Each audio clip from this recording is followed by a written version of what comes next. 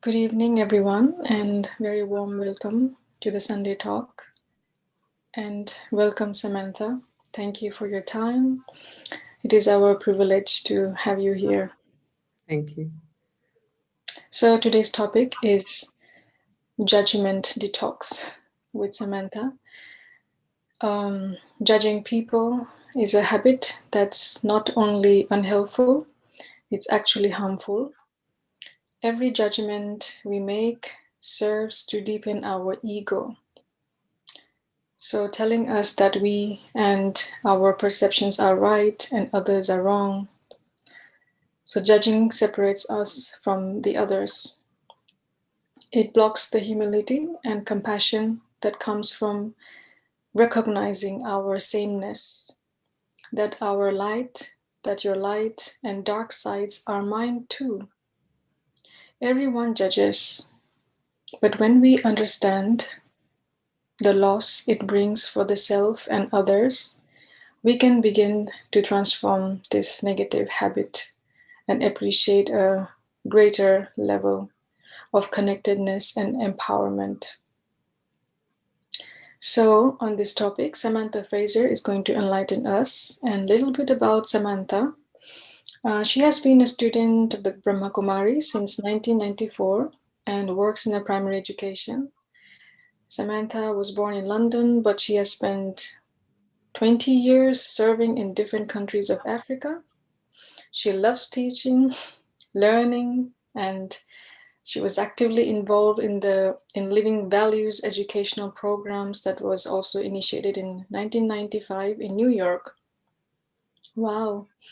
Currently, Samantha is based in London at the national headquarters of the Brahma Kumaris, where she's involved in a variety of activities, including outreach in hospitals, conducting meditation courses, and helping to organize events. So, we are going to hear Samantha, and if you have any questions, please type them on the chat box, and Samantha will try to answer them at the end of the session.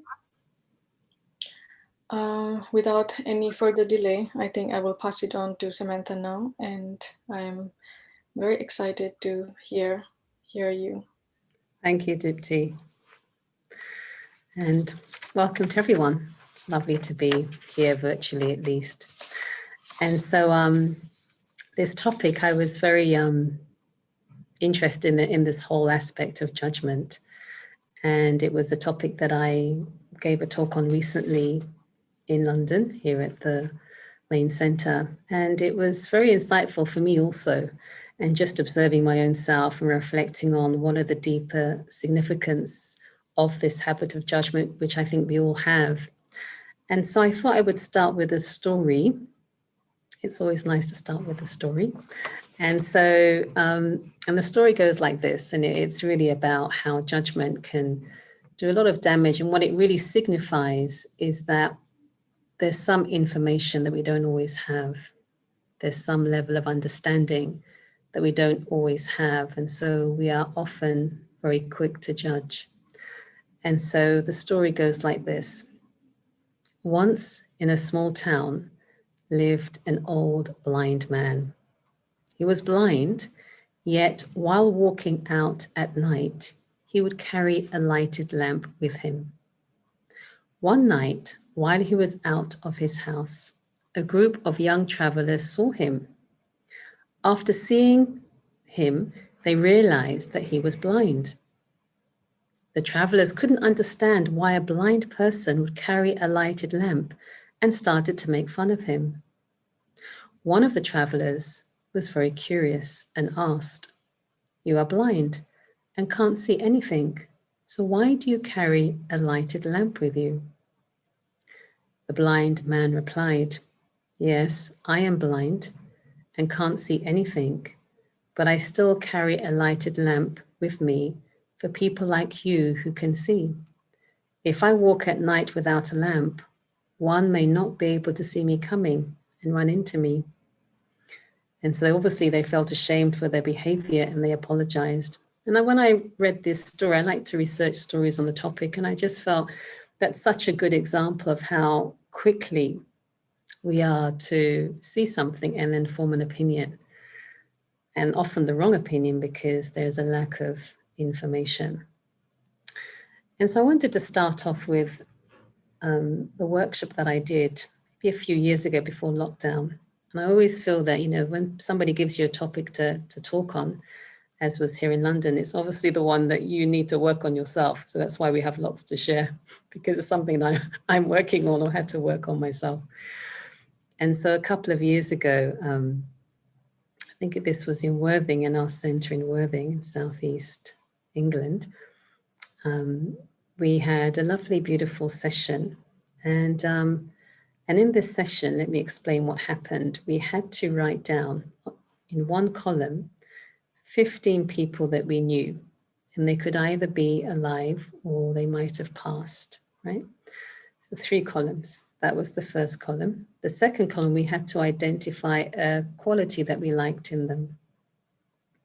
The last column was something that kind of irritated us about them, even if we were close friends or members of our family, my family, something that they did that kind of was irritating. You'd have a few extra thoughts about some of their behaviors. So we did that.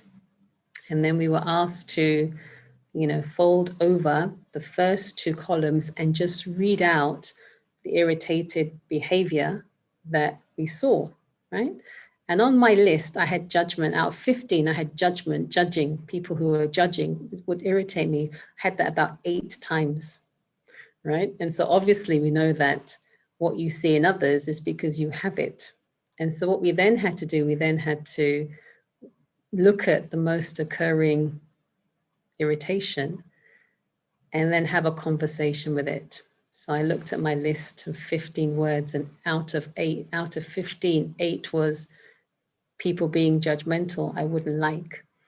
And of course, that was something that I was doing, commenting or judging. And in this session, we then had to give judging or judgment an image, right? And then have a conversation with that image. And what I chose, what came to my mind, was a judge's stick, right? And what I unpacked for myself was that, in the court, I don't know about Finland, but in the court, maybe everywhere, they say order, order with the stick. It has a special name, I can't remember. And I realized that the deeper significance of my own judgment was that I was trying to establish some kind of order in my own mind. I was trying to put things in compartments so that I would somehow find some kind of stability or security from there. And then we were asked to talk to the stick, that was my image, and ask it, when did you first appear in my life? When did you feel the need to appear in my life? Because I always feel that anything that we label as negative is often a signpost to something that I need to change. And so for me, I think this whole aspect of judgment is quite complex for all of us. And it's underlying some kind of deeper insecurity that we're constantly commenting or comparing or judging. And for me, what I realized was that it was some kind of order, stability that I was trying to establish for myself. And it was a good eye-opener, actually, to see that and to realize, well, actually, Samantha, that's not going to establish any order. It's probably going to cause more chaos. And of course it did, because you're looking outside, you're creating so many waste thoughts about other people, and you're losing energy. And so I think part of this detoxing judgment or judgment detox is really beginning to understand the deeper significance of why we do what we do. And in the blurb that Dipti read out, it's really connected to this whole world of ego, this word of ego. And ego can simply be translated as having, a wrong image of myself. And when I do that, when my identity is based on something very limited, the way I look physically, my age, my job, all of those things, then for myself to experience security and stability in those labels that I attach to myself, then I will be comparing myself to others. And when I don't see them fit with my ideas or values, I will judge that as wrong or right. And there in my head, everything is in a box and I can make sense of everything and I can continue, on my journey with the wrong pieces of information. I'm just seeing Gita. I'm slowing down. Okay. I'll slow, okay. And so I want to share just 3 slides. I know it's a very short talk, but I wanted to have some visuals in this presentation, if you like. And I always feel it sometimes communicates a lot louder than what I'm saying.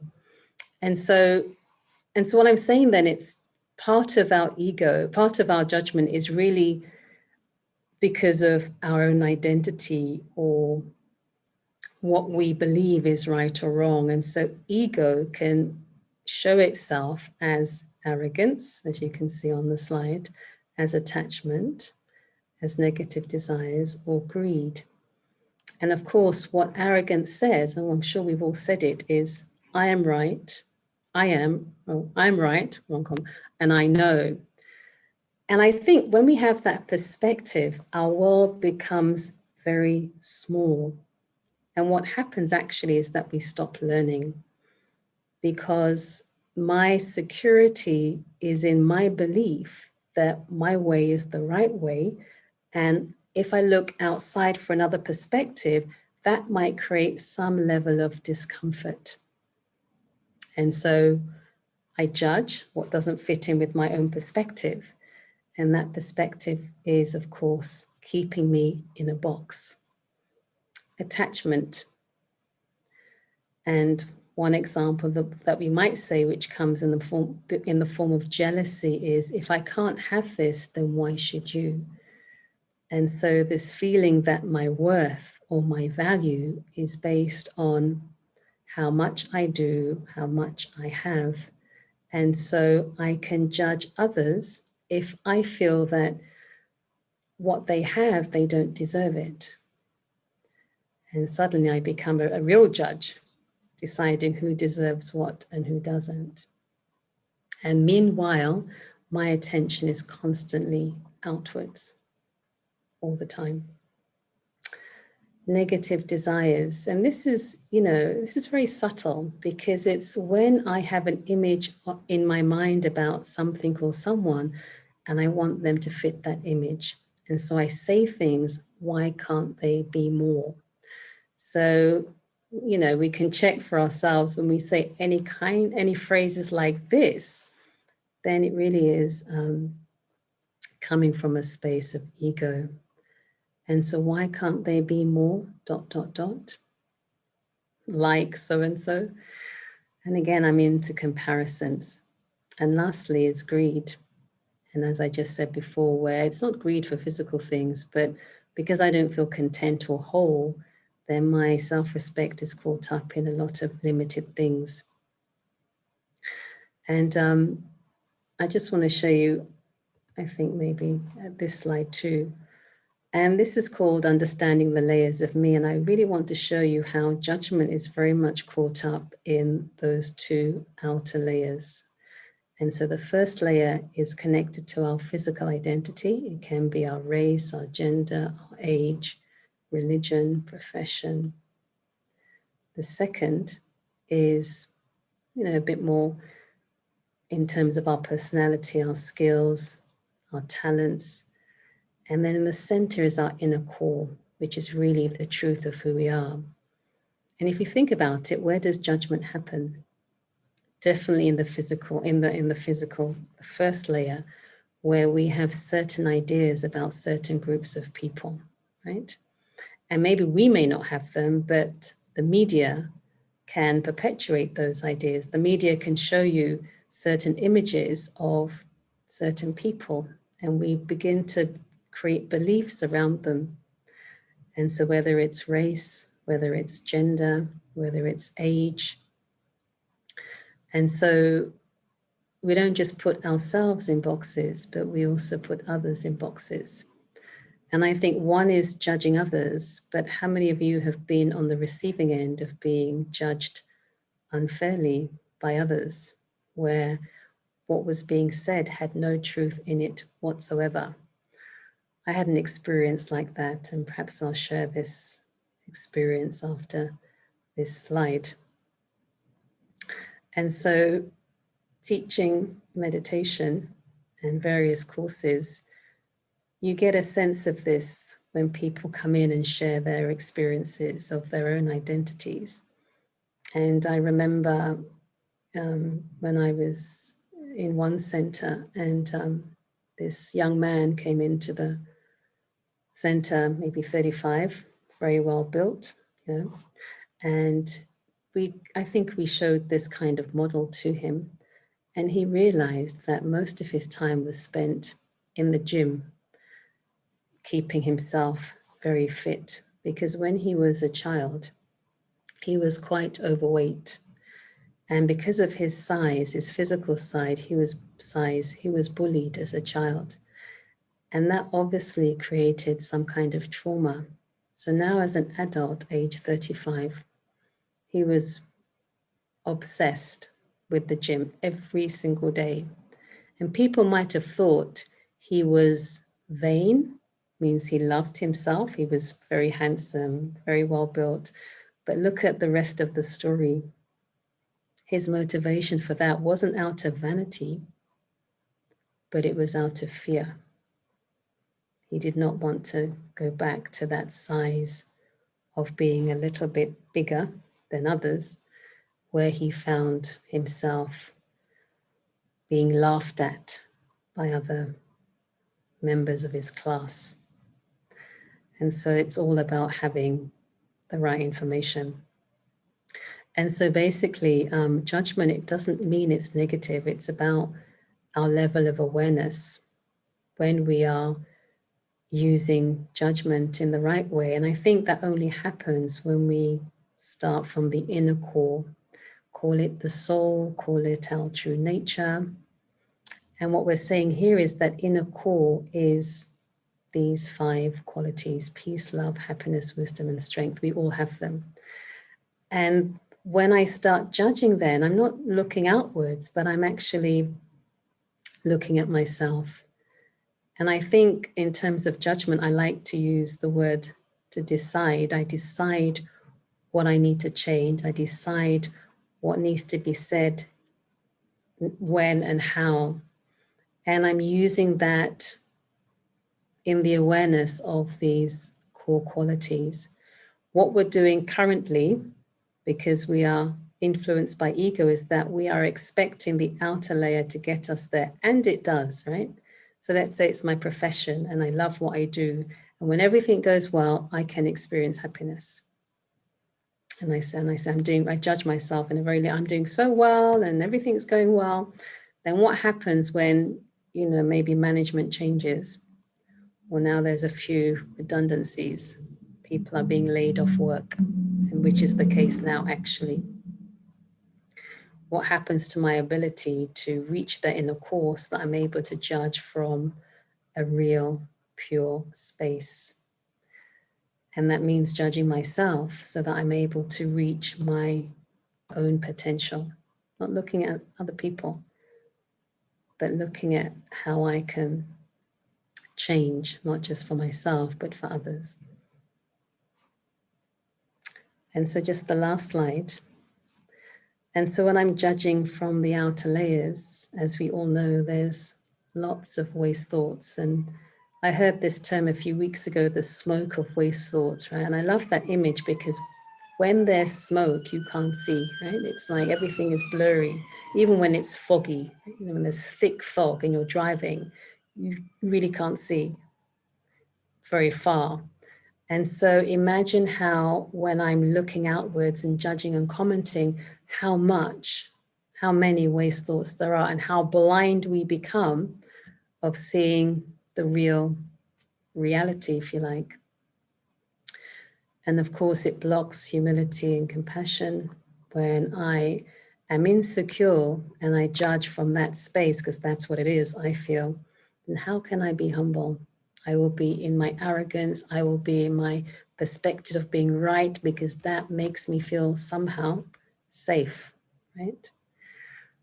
And difficult to have compassion if I don't even have that for myself.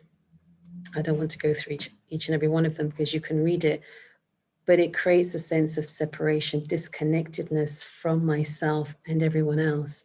And not just that, but within myself, there's disconnectedness, right? And it's disconnectedness from that inner core that you saw on the last slide. And on the other side, when I'm judging from my inner core, the mind is powerful. The mind is being nurtured. And my subtle organs, what I mean by that is my capacity to decide, my ability to reason, my ability to access my own inner powers. I'm able to do that when I'm centered in that inner core. There's appreciation and there's self-respect. I'm going to stop sharing there. And so how then to really detox?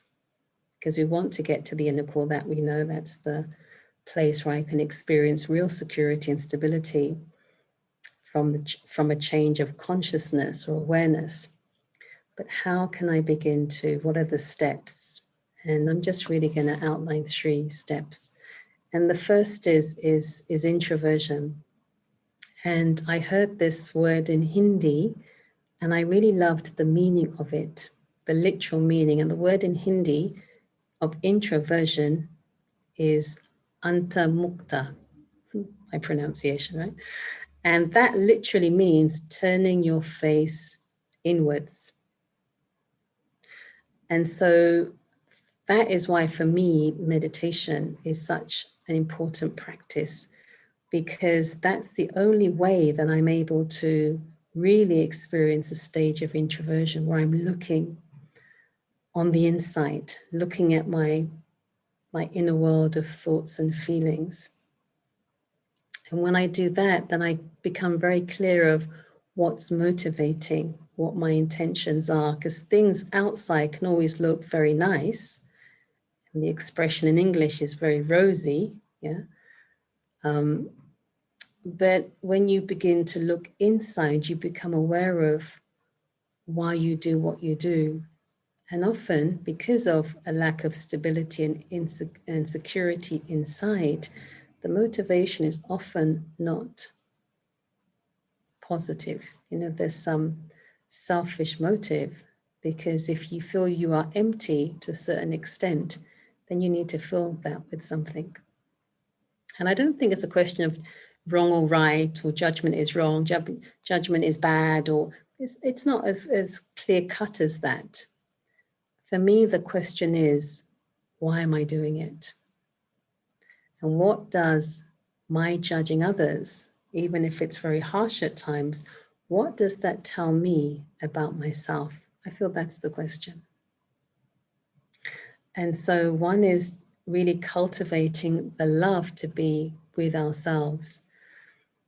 And I think when we do that, we create a very solid foundation of self-respect, because now my respect is not based on feedback from outside. Okay, if we get people say nice things, you accept them, you say thank you. That's what we do in our interactions. But inside that, the foundation of self-respect is really based on the relationship that I've developed with myself, based on that inner core that you saw on the slide. And when there is that self-respect, I feel it's then, and this is the second, perhaps, step, if you like, of detoxing, of judgment detox, or transforming the way that we judge, is really cultivating a connection with the divine, with this supreme energy, because that connection almost cleans out all the waste, cleans out my limited beliefs about where my security lies, and gives me the experience of a security and stability that is actually constant. And it's in developing a connection with that divine source in a very practical way. And it's in that connection that allows me to then, third step, transform and move from the judgment that we do on the outer layers to beginning to to judge from the inner core, where instead of separating, I'm beginning to integrate.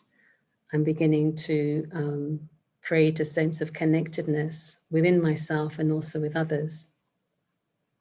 And I just want to share, I always share the story about when you're being judged and what that feels like.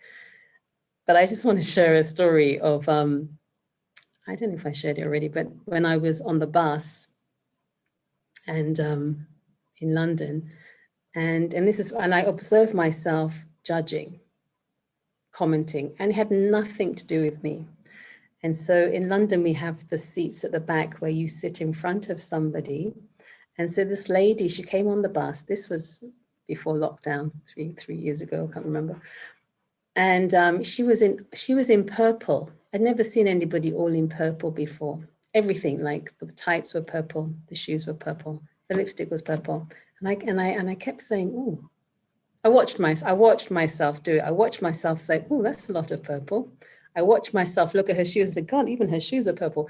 And I thought, what has that got to do with me? You know, and just think, how many times do we comment? And of course, when she left the bus, she got off the stop quite quickly, and then it was gone from my mind. She wasn't in my vision.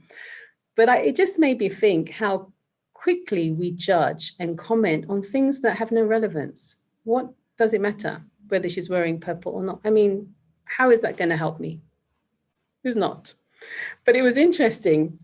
And I was literally laughing at myself as I saw each thought coming in about this woman in purple. And I just feel, you know, how much time is wasted in these kinds of things. You know, we comment on people's hair, we comment on the way they speak, we comment on their accent. I mean, there's a whole list of things we can comment on. And okay, it doesn't stay with us, but still it's a waste of energy and time. And so just being aware of these three things, of really cultivating this love for introversion or introspection, really spending time with myself. When I do that, I can really enjoy the company of the Supreme or the Divine and cultivate the connection there and experience what real unconditional love feels like, what real peace feels like from that source. And then it's only with that power that I can then really transform and use judgment as a power for self-transformation. And I think that's the journey. And so I'm just a bit time conscious, but I just like to share practically a personal experience of really what it feels like when you really are judged quite unfairly. And this was a situation that happened to me. And what happened was that one person, they wrote this email, which was quite a strong email about things I had done, which was a surprise to me when I heard it. And I knew that the person that had written that was a little bit unstable anyway. Everybody knew there was some sort of problems within her own life that was happening. And I wasn't really offended by what was written because it was a little bit ridiculous, all the things that I was supposed to have done to this individual. But what was really, really challenging for me was when people that I knew and had known me for years, that email had created doubt in their minds. And they were saying, "Do you think Samantha could have done that?" It was really, I mean, it was ridiculous what was written. But what I saw was how easily it was for something like that, which was totally based on nothing, could have created doubt in people that I felt had known me for like 10, 15 years. And it made me, and of course, they realized that obviously it wasn't possible. But I watched it. I watched how, you know, comments started and people were like looking at me a little bit differently and wondering, well, you know, maybe I don't know, could she have? And it made me think, why is it that we want to doubt others in that way? What is it? How does that bring security in our own lives when we hear a piece of information and we're willing to believe it, even if it's just for a short space of time, right?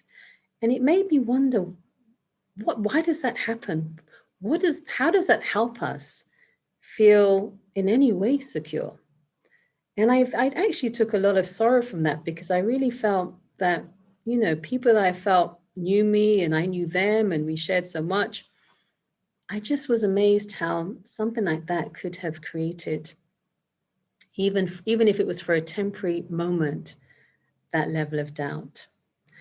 And having been on the receiving end of that, I'm very, very careful about not jumping to conclusions, and I may get it wrong from time to time, but I really pay attention to trying to find out a little bit more and trying to hear the other end of the story, because the story always has two sides. And sometimes for our own convenience, sorry, Gita, for our own convenience, we just want to listen to one side because maybe it fits with my own beliefs or vision. And so I get comfort from that, maybe. And we're not always ready to look at a side which may even challenge me. And so having had that experience and just unpacking that for myself, I really try to be very, very cautious, when there are sort of things flying around. And it's always good to get more information. And so I perhaps want to stop here and maybe take some questions, if that's okay, if there are any. Yes, please feel free to type any questions. On the meantime, does anybody have any questions right now? Does Ella want to ask something or no? What about judging the self? Oh, sorry. Are you facilitating the questions, Dipti? Yeah, and that's fine if you can read them too. What about judging the self? Yeah, I think we do that often too. And I think there are two types. There's judging the self in a very limited way, and then judging the self from your own inner core. And I think we can have a very difficult connection with ourselves. And I believe that because in our subconscious, we know that there was a time when we were living from that inner core. This is just my own understanding. I think we all know deep, deep, deep down inside that there was a time when we were very much connected to that inner core, right? And now we realize how far away we are from that inner core, how disconnected we are. And I think sometimes when we are very harsh with others, what that really is signaling is my relationship with myself. And I think there's a deep, deep desire in all of us to get back to a state of truth.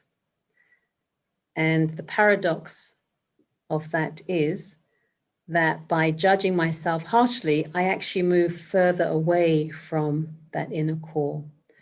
And so I really think it's about self-acceptance.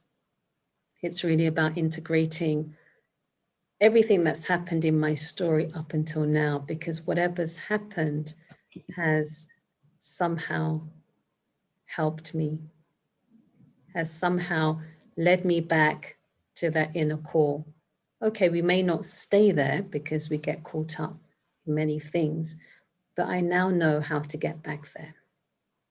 And as many times that I need to, I get back there through meditation, through silence. And what that does, it allows me to remove any limited beliefs about myself, that I'm not good enough, I'm not worthy. And this could be because I was told that as a child. Don't get me wrong, we have influences from our life with our parents, even what happens to us in school. So sometimes judging myself harshly could be because I grew up in a family where perhaps I wasn't given any positive praise. But I think it goes deeper than that. I think it's very much connected to a state that we all had, and we're not there at the moment. And I feel what we need is we need a lot of compassion with ourselves and to be very patient with ourselves, because we will get back there, you know, because that is where we started. But I need to be very patient and very compassionate.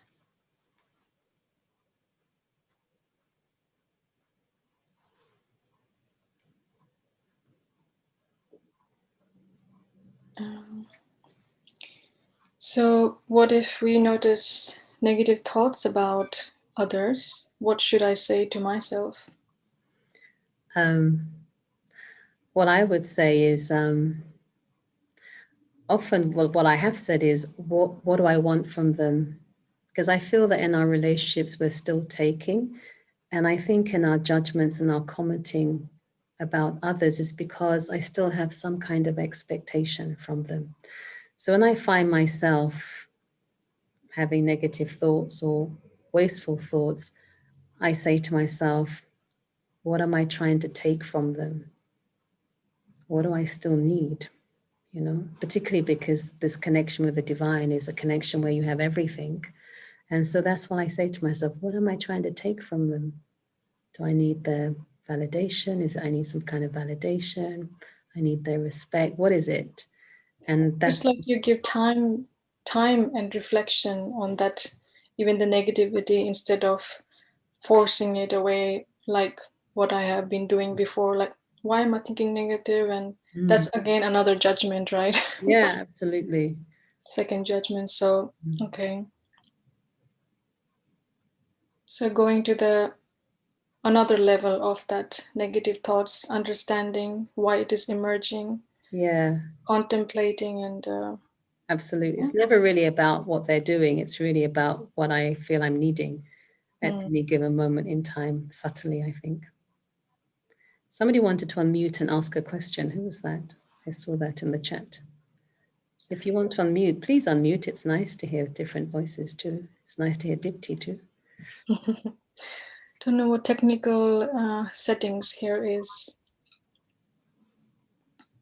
Is it possible for Linda to ask question? Sanna?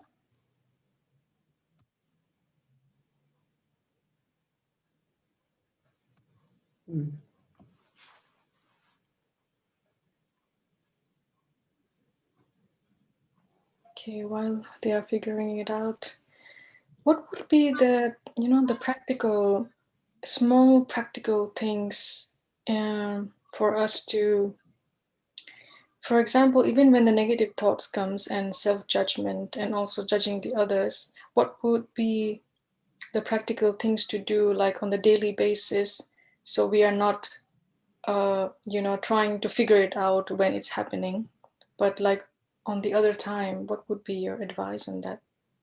I think we have to look after our energy level. I think it depends on how we start our day, because naturally, if we're tired, I know if I'm very tired, I'm judging, I'm irritable because I didn't sleep well last night.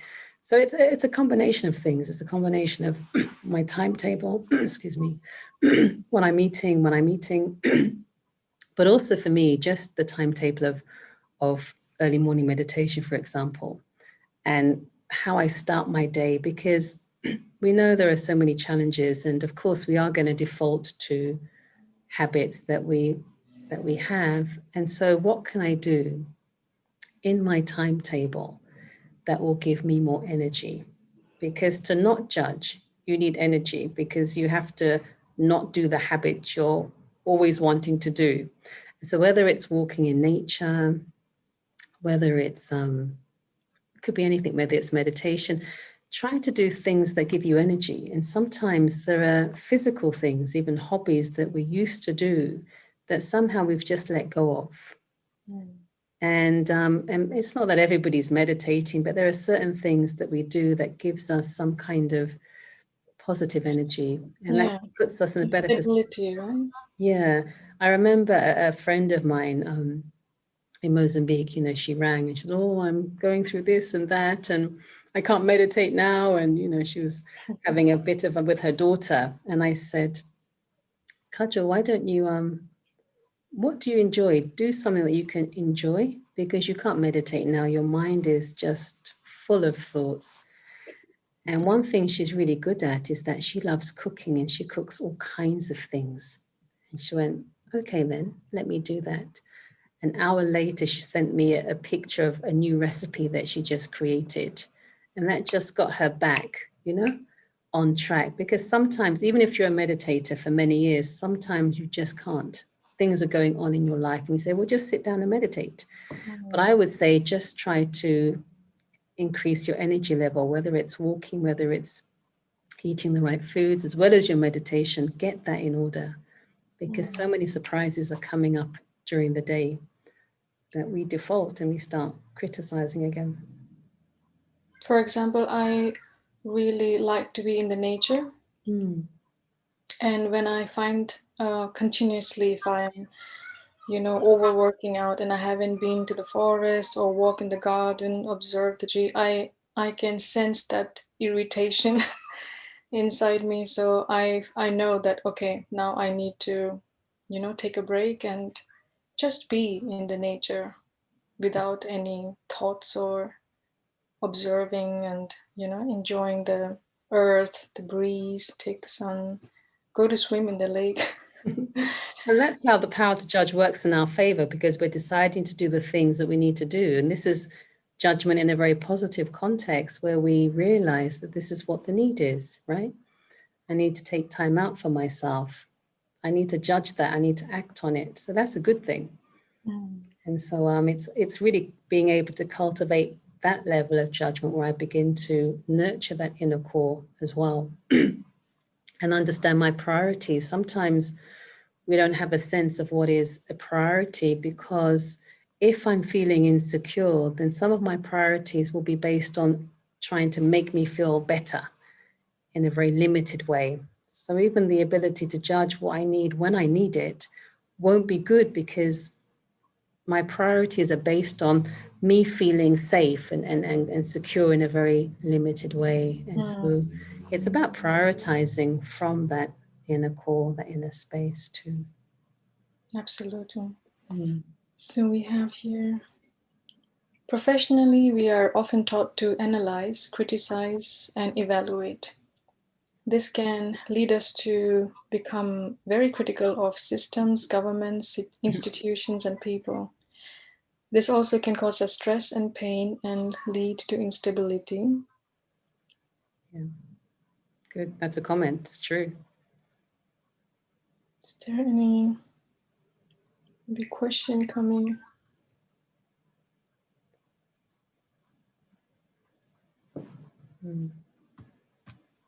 Yes, and a lot of it, like you said, is that outer core, that how we are prioritizing in morning till night, actually, every Yeah, day, yeah. external things. I think it's really a question of where we give our energy to, because in terms of what's happening in the world, it doesn't mean that we don't do anything. People can often, it takes a lot of effort to get out of this. Yeah, it's true, Linda. And I think we can almost be caught up in the wave of what's people's opinions, Now it's about, do I take the vaccine? Do I not take the vaccine? And there are some people who are very hardcore, and their judgments will come flying at you if you've taken the vaccine, and you can almost get caught up in that. And I think it's always good to have my own opinion, but also respect the opinions of others, and almost kind of watch it, to be an observer, because there are certain things that we can't action, we can't change. And where I can add value, let me do that. We don't add value by just criticizing and commenting on things that we can't really change. That's not very helpful. And in the long term, we just become very tired and we lose our energy. And so what's the benefit there? And so is what I'm going to say going to add value? Whether it's a political conversation, whatever it might be, but that can be a question we can ask ourselves. Is it going to add value? Am I just going to be drained? Is everybody going to be drained at the end of this conversation? So I think that's important. What about judging the self most of the time? Yeah, again, a lot of it is habit, you know, and if I can, and you say we're using judging, and perhaps I've done that too, judging it, we're thinking of that in a negative context. But if I can really observe myself in a detached way and see what changes I need to bring to add value, that's a different kind of judgment. And so I think it's a habit to be quite harsh on ourselves. We've learned it somehow. How Maybe can we break that pattern? Because the brain wants to repeat itself. we need, I think we need to increase our level of awareness. We need to first of all see it. And I feel that when we notice it and then we change it, then it reduces. And so some kind of practice, which is allowing me to be at that inner core, whatever it is that you might do, helps me to gain more perspective and helps me to get to the underlying seed of why I'm doing it so much. Because ultimately that's the way we're going to break the pattern if I understand the seed. So for me, it was the judge's stick. And I was order in the court, and I realized, oh, am I trying to get order? Oh, but that's not working. So this kind of conversation with myself. And once I understood why I was doing it, I'm not saying I'm free of it completely, but it helps me to stop it when I see it happening because I understand the seed of it. And I think it's very important that we begin to understand the seed of some of these tendencies that we have. And for that, you need space. You can't get there if your life is packed with lots of things. You need space, silence. You need introversion. You need time with yourself. True. About that process. Well, as much as we would like to continue this, would have loved to hear more, but fortunately, we will now move to the meditation. So, can I would share you one like slide? Sorry, can I share some quotes? Some lovely quotes about judging, and then can we do the meditation after that? Is that Sure. okay?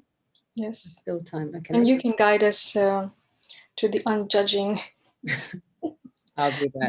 detox meditation. I'll do that. Okay, thank you.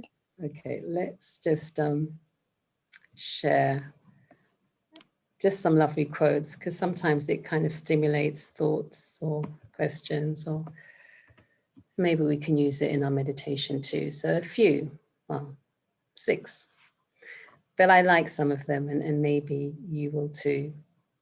And so judging a person does not define who they are, but it defines who you are. It's Wayne Dyer. It's very true. Again, why am I doing it? What do I need? You can like or dislike me. You are entitled to form an opinion about me, and I don't fear being judged. And that we didn't actually cover in this talk, but this whole aspect of why am I scared if people judge me? Because they're entitled to their opinion. So what is it triggering in me? What's the fear really about? That's a conversation or a question we can have. We can ask ourselves. Beautiful. Every time I judge someone else, I reveal an unhealed part of myself. And I think we've shared that this evening. And Mother Teresa, if you judge people, you have no time to love them. So simple, but so beautiful. And the last 2, do not judge my story by the chapter you walked in on. I think we spoke about that, about not having enough information and just seeing part of the story and not knowing what happened before. A year ago, 2 years ago, what led them to this present action. There's a whole chapter, whole book. And the last is lovely. The happiest people I know are always evaluating and improving themselves. The unhappy people are usually evaluating and judging others. And so just wanted to share those quotes because it's almost like a summary of what we shared already together. So thank you. And so let's just take this moment now to have a reflection. And we've got a lovely image there of the divine, of the supreme. And so just sitting comfortably and just relaxing the body completely, allowing any tension to to slip away, checking the shoulders, the neck, making sure my jaw's not clenched too tightly. Just allowing myself to be very present, very relaxed.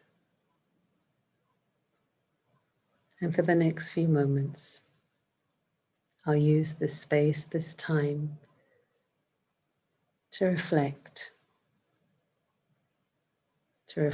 on my inner world of thoughts and feelings. And what I understand is that there are many things that we do in a day, many interactions, and often it's so easy to stay on the outside in our opinions, in our judgments, in our criticisms. But one of the main efforts is to really stay in the heart of our own beings. And for that, I can visualize just light at the center of my being. And in that light is just an unlimited treasure store of peace and of love and wisdom. And when I stay on the inside, when I'm in the awareness of the light that I am, then the outside looks quite different. I'm able to understand the significance of the things that happen. My heart opens and I'm able to accommodate the actions, reactions of others, knowing that there's always a reason. There's always a missing part of the story that I may not always have. And when I stay on the inside, in this awareness of the light that I am, then I'm able to connect with the higher source, with the divine. And in the embrace of love and peace, there's inner power, there's the ability to see the bigger picture. Because ultimately, every single individual wants to feel a sense of security, a sense of stability. And so my role then is to not judge, but to really see the need and to help as many people see their own inner beauty. And when they see that within themselves, they're able to begin to see that in others. And so in this space, in this light of love and peace and wisdom, I'm able to clean up the way that I judge. I'm able to use it as a power for self-transformation. And when I change, this inspires others to change too. And so going forward, let me aim at least to increase the time that I spend with myself on the inside, the time that I spend with this highest connection with the divine, so that when I'm in the role of mother, teacher, father, friend, daughter, I'm able to remember what is important. And what is important is creating a sense of stability and security that not just supports me, but also supports others too.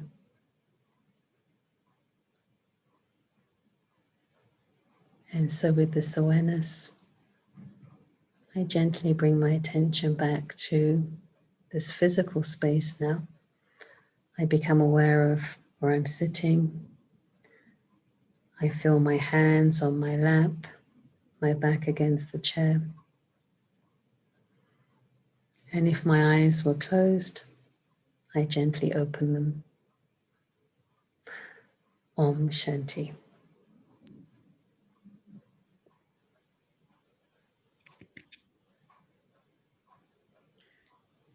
That was absolutely being in the present. Thank you so much, Samantha.